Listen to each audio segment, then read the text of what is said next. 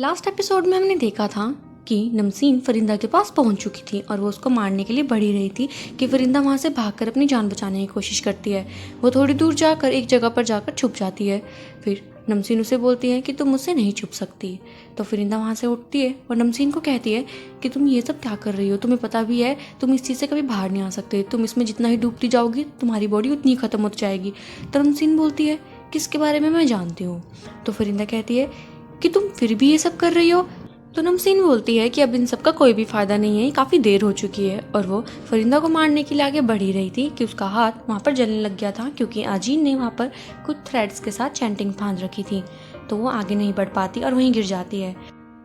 और वो फरिंदा से कहती है कि तुम्हें क्या लगता है कि ये सब चीज़ें मुझे रोक लेंगी। और हमें बैकग्राउंड का सीन दिखाते हैं जहाँ पर नमसीन एक पार्सल को अनबॉक्स करती है और उसमें से एक हथियार निकलता है और उसके अंदर एक मास्क भी बना हुआ था जिसमें कि कुछ सिंबॉलिक साइंस बने थे।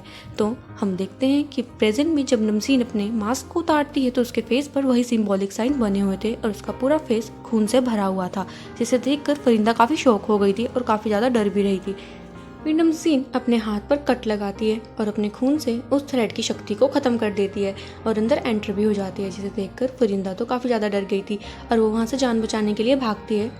फरिंदा वहाँ से जान बचाने के लिए भाग ही रही थी कि नमसीन उसे कुछ दूरी पर पकड़ लेती है और कहती है कि अब तुम्हारी जान कौन बचाएगा। और वो चाकू से उस पर वार करने ही वाली थी कि वहाँ पर एजिन आ जाता है। नमसीन के हाथ को चेन से लॉक कर लेता है, फरिंदा को वहाँ से भागने के लिए बोलता है। फिर फरिंदा वहाँ से भाग गई थी और नमसीन गुस्से में एजिन को पकड़ लेती है। एजिन उसे समझाने की कोशिश करता है लेकिन वो नहीं समझती। फिर एजिन अपनी रिंग को घुमाता है जिसके कारण वहाँ पर एक ब्लास्ट हो गया था, जिसे फरिंदा भी सुन लेती है। और हम एजिन को देखते हैं जो उस चेन को पकड़कर खड़ा हुआ था और बोल रहा था कि नमसीन मेरी बात सुनो, मैं तुम्हें अभी भी बचा सकता हूँ, तुम इससे जल्दी ही बाहर निकल जाओगी। लेकिन जब वो देखता है कि उस चेन में तो कोई भी नहीं है और नमसीन तो एजिन के बिल्कुल पीछे खड़ी हुई थी। फिर वहाँ पर फरिंदा आ जाती है और फायर एक्सटिंग्विशर से वहाँ पर काफ़ी ज़्यादा गैस कर देती है, जिसके कारण नमसीन को वहाँ पर कुछ भी नहीं दिखता और मौका देखकर वो एजिन को वहाँ से भगा लेती है। तो एजिन बोलता है कि तुम वापस क्यों आई, मैंने तुम्हें भागने के लिए कहा था, ये काफ़ी रिस्की हो सकता है। तो फरिंदा कहती है कि मैं तुम्हारी जान बचाने के लिए आई।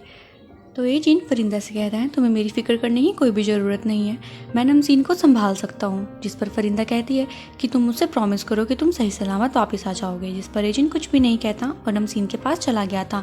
जब फरिंदा वहाँ से जा रही थी तो देखती है कि नमसीन और एजिन काफ़ी लड़ रहे हैं लेकिन उसे वहाँ पर ढंग से कुछ भी नहीं दिख रहा था। तो वो उसे इग्नोर करके वहाँ से सीधा ही एजिन के कैबिन में चले जाती है।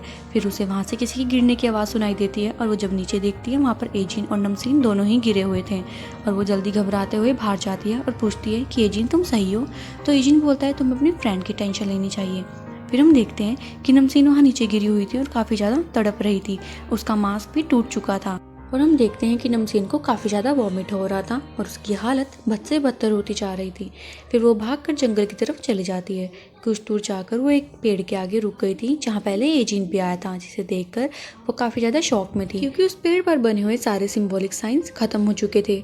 फिर नमसीन को काफ़ी गुस्सा आता है और वहाँ पर फरिंदा और एजिन भी पहुँच गए थे। तो एजिन नमसीन को बताता है कि तुम्हें क्या लगता है मुझे पता नहीं चलेगा कि तुम यहीं से सबको शापित करती थी, इसलिए मैंने पहले ही फरिंदा को इस पेड़ को डिस्ट्रॉय करने के लिए बोल दिया था।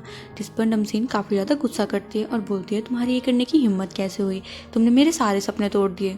तो फरिंदा नमसीन से कहती है कि तुम्हारा ये सपना तो नहीं था, जहाँ तक मैं तुम्हें जानती हूँ तुम्हारा सपना तो एक आर्टिस्ट बनने का था। जिस पर नमसीन उसे चुप होने के लिए कहती है और कहती है कि तुम्हें कुछ नहीं पता, तुमने तो अपने प्रॉमिस भी तोड़ दिया। जिस पर फरिंदा कहती है कि मैंने कोई प्रॉमिस नहीं तोड़ा, मुझे सब बातें याद है कब हम सबसे पहले मिले थे और तुम मुझे उस रूफ टॉप पर ले गई थी और वहाँ से हमने एलिफेंट टावर को भी देखा था। और वो रात जब मैं तुम्हारे घर से डिनर करने के बाद चली गई थी तो मैंने रियलाइज़ करा कि मेरा कुछ सामान तुम्हारे घर पर ही छूट गया है। तो जब मैं उसे वापस लेने के लिए आई तो मैंने देखा कि तुम्हारी मम तुम्हें काफ़ी डांट रही थी और वो सब हरकतें मैंने देख ली थी। तो नमसीन बोलती है क्या तुमने वो सब कुछ देख लिया? तो फरिंदा बोलती है हाँ, और मैं तुमसे माफ़ी मांगना चाहती हूँ कि मैं तब तुम्हारी कोई हेल्प नहीं कर पाई, मैं काफ़ी डर चुकी थी जिसके कारण मैं वहाँ से भाग गई थी और मुझे सारी बातें याद है। फिर हमें फ्लैशबैक का सीन दिखाते हैं जहाँ नमसीन और फरिंदा रूफ टॉप पर बैठे हुए थे और नमसीन फरिंदा से कह रही थी कि मुझे ना खुद पर बिल्कुल भी विश्वास नहीं है कि मैं ये चीज़ कर पाऊंगी भी या नहीं। तो फरिंदा उसके पास जाकर उसे बोलती है कि मैं बस इतना जानती हूँ कि जब भी मैं तुम्हारी आंखों में देखती हूँ तो मुझे ऐसा लगता है कि ऐसा कुछ भी नहीं है जो तुम नहीं कर सकती। और हमें प्रेजेंट का सीन दिखाते हैं जहाँ पर फरिंदा नमसीन से सेम ही बातें बोल रही थी और नमसीन भी काफ़ी ज़्यादा इमोशनल हो जाती है और वो दोनों एक दूसरे को हक कर लेते हैं। फिर एजिन उन्हें बोलता है कि अभी कुछ भी ख़त्म नहीं हुआ है, जिस पर नमसीन काफ़ी ज़्यादा डर गई थी और फरिंदा भी उसे देखकर बोलती है कि तुम ये क्या बोल रहे हो।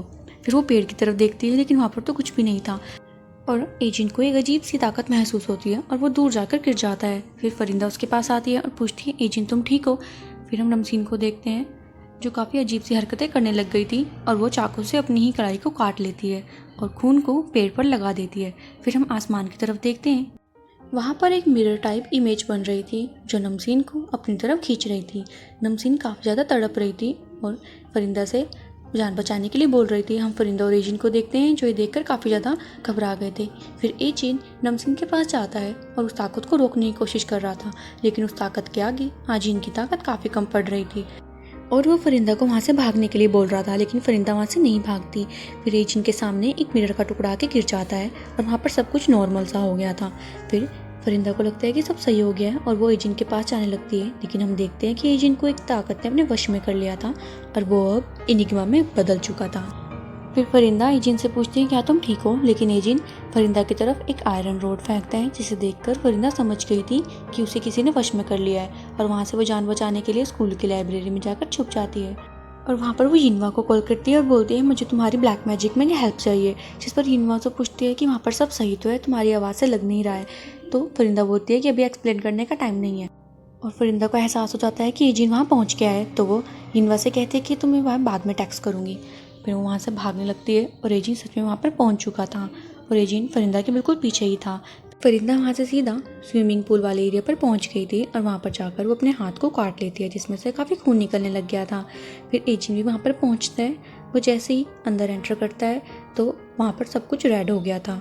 फिर हम देखते हैं कि फरिंदा ने ब्लैक मैजिक से वहाँ पर रूम को रेड कर दिया था, लेकिन एजिन उसके ब्लैक मैजिक को नहीं समझ पाता क्योंकि वो तो किसी और के वश में था और वहाँ पर उसे फरिंदा भी नहीं दिख रही थी। और फरिंदा फिर एजिन को अलग अलग जगह से खड़े होकर आवाज़ दे रही थी ताकि एजिन कंफ्यूज हो जाए और एजिन वहाँ पर फरिंदा को पकड़ने की कोशिश कर रहा था, लेकिन उसे वो नहीं दिखती। फिर एजिन को फरिंदा के पैरों के निशान दिखने लगते हैं और वो उसे पकड़ने के लिए जाता है, लेकिन वो फिर भी उसे नहीं पकड़ पाता। ऐसे ही करते करते फरिंदा एजिन को स्विमिंग पूल के टॉप एज पर ले जा लेती है और जैसे ही एजिन फरिंदा को पकड़ने के लिए जाता है तो फरिंदा एजिन के पैर पर कुछ बांध देती है और उसे वहाँ से पुश करके स्विमिंग पूल पर गिरा देती है, जहाँ हम देखते हैं कि फरिंदा ने चारों ओर चैंटिंग्स के पेज रखे हुए थे और एजिन उसके बीचों बीच गिर जाता है। एजिन के पैर पर पत्थर बंधने के कारण वो ऊपर नहीं आ पा रहा था। फिर फरिंदा उन चैंटिंग्स को रीड करने लगती है जो यिनवा ने उसे फ़ोन पर सेंड किए थे और हम एजिन को देखते हैं जिसे काफ़ी ज़्यादा दर्द महसूस हो रहा था और वो पानी में डूबता ही जा रहा था, लेकिन हम देखते हैं कि उसकी शर्ट से पत्थर गिरने लगे थे और एजिन की शक्ति बढ़ती जा रही थी, लेकिन फरिंदा नहीं रुकती और उन चैंटिंग्स को रीड कर रही थी। लेकिन फिर एजिन पानी से निकलने लगता है। फरिंदा वहाँ पे काफ़ी डर गई थी, लेकिन वो नहीं रुकती और एजिन की कही हुई बात याद करती है और अपने लॉकेट को हाथ में पकड़ लेती है। फिर हम एक फ्लैशबैक का सीन दिखाते हैं जहाँ पर एजिन फरिंदा से कह रहा था क्या तुम तैयार हो, तो फरिंदा कहती है कि मुझे काफ़ी डर लग रहा है क्योंकि मैं एक नॉर्मल पर्सन हूँ, मैं कोई एग्जॉर्सिस्ट नहीं हूँ जो ये सब करना जानती हूँ। तो एजिन उससे कहता है कि मैं जानता हूँ, लेकिन सबसे इम्पोर्टेंट बात यह है कि तुम अपनी सोच पर कितने हावी हो। अगर तुम अपनी सोच को बदलना चाहती हो तो तुम कुछ भी कर सकती हो। फिर हमें प्रेजेंट का सीन दिखाते हैं जहाँ पर फरिंदा उस लॉकेट को पानी में गिरा देती है और एजिन भी पानी में गिर जाता है। उस एनिग्मा की शक्तियाँ कम होने लगी थी और वहाँ पर रखे हुए सारे चैंटिंग्स ब्लैक हो गए थे, जिसके कारण सारा शराब खत्म हो जाता है और एजिन की जान बच जाती है। फरिंदा ये देखकर खुश हो गई थी, लेकिन काफ़ी वीकनेस के कारण वो बेहोश होकर पानी में गिर जाती है। एजिन जब देखता है तो उसे लगता है कि वहाँ पर फरिंदा थी। फिर वहाँ पर नमसीन भी पहुँच गई थी जो पानी में कूदकर फरिंदा की जान बचा लेती है। जब वो उसे पानी से निकालती है तो फरिंदा और नमसीन एक दूसरे को हक कर रहे थे और एजिन उन्हें देख रहा था और काफ़ी खुश भी हो रहा था। अब जब सब सही हो गया था तो हम उन्हें स्कूल में देखते हैं जहाँ पर नमसीन को उसकी बेस्ट आर्ट के लिए अवार्ड दिया जा रहा था और वहीं पर यिनवा उसके लिए क्लैप करती है, जिसे देखकर सारे बच्चे भी उसके लिए क्लैप करने लग जाते हैं। फरिंदा उसे देखकर काफ़ी खुश थी। इसके बाद हम नमसीन को वॉशरूम में देखते हैं जहाँ वो अपने स्कार्स देख रही थी और बोल रही थी कि क्या मैं ये कर पाऊँगी। इतने में फरिंदा उसके पास आती है और नमसीन को कहती है क्या तुम तैयार हो। फिर नमसीन काफ़ी डरी हुई थी। फिर सीन शिफ्ट करते हैं नमसीन के घर की तरफ जहाँ फरिंदा नमसीन की मम को समझा रही थी कि नमसीन एक आर्टिस्ट बनना चाहती है और वो आर्ट में काफ़ी ज़्यादा अच्छी है। वो अच्छे ग्रेड से इस टेस्ट में पास तो हो जाएगी, लेकिन वो इसमें आगे फ्यूचर नहीं बना पाएगी, इसलिए आपको उसमें सपोर्ट करना चाहिए जिसमें कि वो फ्यूचर बनाना चाहती है। जिस पर कि उसकी मॉम भी मान जाती है और फरिंदा और नमसीन काफ़ी खुश हो गए थे। फिर हम फरिंदा को क्लासरूम में देखते हैं जहाँ टीचर उन्हें कुछ पेपर डिस्ट्रीब्यूट कर रही थी और कह रही थी ये तुम्हारे ग्रेजुएशन के लिए है।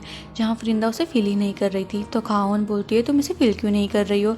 तो फरिंदा कहती है कि शायद मैं कन्फ्यूज़ हूँ कि मैं आगे करना क्या चाहती हूँ। फिर टीचर उन्हें बताती है कि टीचर एजिन स्कूल छोड़ रहे हैं, जिस पर फरिंदा को काफ़ी बुरा लगता है। और नेक्स्ट सीन में हम एजिन को देखते हैं जो अपना फ़ोन यूज़ कर रहा था और वहाँ से फरिंदा की सारी यादें मिटा देता है। फिर हम उसे रूम पे जाते हुए देखते हैं जहाँ उसे कुछ अजीब लग रहा था। तो जैसे ही वो उसे देखने के लिए चाहते हैं तो वहाँ पर फरिंदा होती है जो एजिन से कह रही थी कि तुम तो यहाँ से हमेशा के लिए जाने वाले हो, तो मैं इस चीज़ को सेलिब्रेट करना चाहती हूँ। इस पर एजिन बोलता है कि काफ़ी रात हो गई है, तुम्हें यहाँ से जाना होगा। लेकिन फरिंदा जिद करने लगी थी तो एजिन बोलता है कि ठीक है, तुम्हारे पास 12 बजे तक का टाइम है, तुम जल्दी सेलिब्रेट कर लो, फिर तुम्हें घर जाना होगा। जिस पर फरिंदा मान जाती है। फिर वो काफ़ी इंजॉय करते हैं, वहाँ पर डांस भी करते हैं और खाना भी खाते हैं। डांस वगैरह करने के बाद हम फरिंदा को देखते हैं जो काफ़ी ड्रिंक भी कर लेती है और एजिन से कह रही थी कि मैं डिसाइड नहीं कर पा रही हूँ कि मुझे आगे करना क्या है। तो एजिन बोलता है कि तुमने काफ़ी ज़्यादा ड्रिंक कर लिया, तुम्हें पता भी नहीं तुम बोल क्या रही हो। तो फरिंदा कहती है कि मैं होश में हूँ, मैं जानती हूँ मैं क्या बोल रही हूँ, मैं चाहती हूँ कि मैं तुम्हारे साथ ही रहूँ और जो तुम काम करते हो मैं भी वही काम करना चाहती हूँ। जिस पर उसकी बात काटने के लिए एजिन वहाँ से उठता है और कहता है कि काफ़ी लेट हो गया, तुम्हें घर जाना चाहिए, यहाँ पे मैं सब सफाई कर लूँगा। लेकिन फरिंदा बोलती है तुम टॉपिक चेंज करने की कोशिश मत करो और उठकर एजिन के पास जाती है और कहती है कि मुझे एडवेंचरस चीज़ें काफ़ी पसंद है और मैं ऐसा ही फ्यूचर चाहती हूँ। जिस पर एजिन बोलता है कि नहीं, तुम ऐसा फ्यूचर नहीं चाहती। तो फरिंदा बोलती है तुम्हें कैसे पता कि मैं ऐसा फ्यूचर नहीं चाहती, तुम कुछ नहीं जानते, तुम्हें तो ये भी नहीं पता मुझे क्या पसंद है। मैं काफ़ी रिच होना चाहती हूँ, हमारे इस पैशन में काफ़ी पैसा है, मैं इसमें लोगों की हेल्प करके उन्हें मदद कर सकती हूँ और मुझे तुम भी काफ़ी पसंद हो, तुम जहाँ जाओगे मैं वहीं पर तुम्हारे साथ जाऊँगी। जिस पर एजिन फरिंदा का मुंह पकड़ लेता है और कहता है कि अब बस करो, तुम काफ़ी बोल रही हो। फिर फरिंदा काफ़ी तेज रोने लग जाती है। फिर एजिन उसकी तरफ देख ही रहा था कि फरिंदा उसे किस कर देती है। फिर एजिन उसे बोलता है कि ये सब सही नहीं है, तुम्हें यहाँ से जाना होगा। फरिंदा उसे जैसे ही कुछ बोलने लगी थी तो एजिन बोलता है तुम्हारा टाइम खत्म हुआ। फिर जब फरिंदा अपनी आंखें खोलती है तो वो अपने आप को अपने रूम में पाती है जहाँ उसे एजिन का एक लेटर मिलता है जिसमें कि एजिन उसे 100 आउट ऑफ 100 पॉइंट्स दिए थे, जिसे देखकर वो इमोशनल हो गई थी और रोने लग जाती है। कुछ टाइम ऐसे ही बीतता है और हमें स्कूल का सीन दिखाते हैं जहाँ पर फरिंदा और नमसीन साथ में बैठे हुए थे और फरिंदा नमसीन से इनिग्मा के बारे में पूछ रही थी कि उस ऑर्गेनाइजेशन का मेन हेड कौन है। जिस पर नमसीन उसे बताती है कि इसके बारे में मैंने इतना सर्च नहीं किया, मुझे बस एक कॉन्टैक्ट आया था और मुझे नहीं पता इसके पीछे कौन है। जिस पर फरिंदा भी कंफ्यूज हो रही थी। फिर वो दोनों ऐसे ही बात कर रहे थे कि फरिंदा अपना फ़ोन चेक करने लगती है और नमसीन को बताती है कि एक न्यूज़ टॉप पर चल रही है कि सेलिब्रिटी आन्या के साथ एक नॉन सेलिब्रिटी को देखा गया है जिसका नाम ए से स्टार्ट है। और जब वो उस इंसान की शक्ल देखते हैं तो वो और कोई नहीं एजिन ही था, जिसे देखकर फरिंदा तो काफ़ी खुश हो गई थी और बोल रही थी कि एजिन और इनिग्मा रियल वर्ल्ड में एग्जिस्ट करते हैं, क्यों, है ना। तो नमसीन बोलती है कि हाँ, जब तक हम इस पर बिलीव करेंगे, और वो दोनों हंसने लग जाती है। फिर सीन शिफ्ट करते हैं एजिन की तरफ जहाँ वो एक लड़की को किस कर रहा था और वो वही सेलिब्रिटी आन्या एजिन से कहते हैं कि तुम्हें ध्यान रखना होगा कि हमारी फ़ोटोज़ कोई लीक ना करते। जिस पर एजिन बोलता है कि फ़ोटोज़ अगर लीक हो भी जाती है तो उसमें प्रॉब्लम ही क्या है, तुम्हें नहीं लगता हमारा कोई डीप कनेक्शन है। और वो आन्या को घूर रहा था, जिस पर आन्या थोड़ा घबरा सी जाती है। तो एजिन बोलता है कि मैं तुम्हें अब पीछा नहीं करूँगा, मैं तुम्हें कल लेने के लिए आऊँगा, तुम यहाँ से जा सकती हो। फिर वो वहाँ से गुड नाइट कहकर चले गए थे। फिर हम आन्या को एक रूम में जाते हुए देखते हैं जहाँ पर उसका कोई पहले से इंतज़ार कर रहा था, जहाँ आलिया उससे कह रही थी कि वो हमारे बहुत ही करीब था, वो हमें पकड़ने ही वाला था। तो वो इंसान कहता है कि तुम्हें डरने की ज़रूरत नहीं है, तुम इसमें कर भी कुछ नहीं सकते। और हम देखते हैं कि वो एजिन की लाइव लोकेशन देख रहा था और वहाँ पर हम यिनवा को भी देखते हैं जो एजिन की फ़ोटोज़ क्लिक कर रही थी। फिर हम उसी शख्स को देखते हैं जो बोल रहा था कि हम दोनों ही एक दिन एक दूसरे से टकरा जाएंगे। वहाँ पर एजिन को भी कुछ एहसास होने लगा था। फिर हम उस इंसान को देखते हैं और वहाँ पर बिजली के कारण उसके मुंह पर लाइट पड़ती है और यहाँ उसका फेस रिवील कर दिया जाता है। और इसी के साथ हमारे ड्रामा इनिग्मा का पहला सीजन खत्म हो जाता है। आई होप कि आपको ये ड्रामा काफ़ी पसंद आया होगा, कमेंट में ज़रूर बताना। और ऐसे ही और इंटरेस्टिंग ड्रामास के लिए मेरे चैनल को सब्सक्राइब करना मत भूलिएगा। मिलते हैं एक न्यू ड्रामा के साथ। Till then take you, good bye.